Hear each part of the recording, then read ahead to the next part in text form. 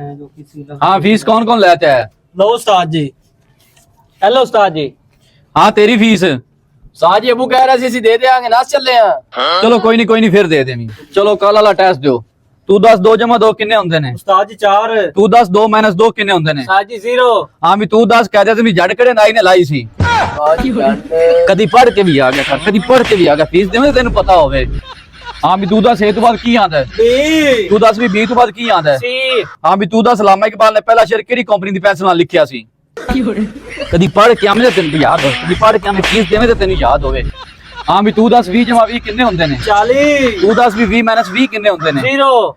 Kilo चावलों च किन्ने दाने निकलदे ने भी? फीस देवे ते तेन सबक याद होवे, फीस देवे ते तेन सबक याद होवे।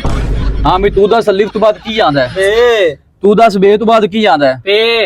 हाँ भी तू 10 रोजाना 200 मुर्गी 2 मन पट्ठे खावे ते किनिया बिठा करसी? फीस देवे ते तेन कुछ याद हो, फीस देवे ते तेन कुछ याद हो, फीस देवे ते तेन कुछ याद होवे।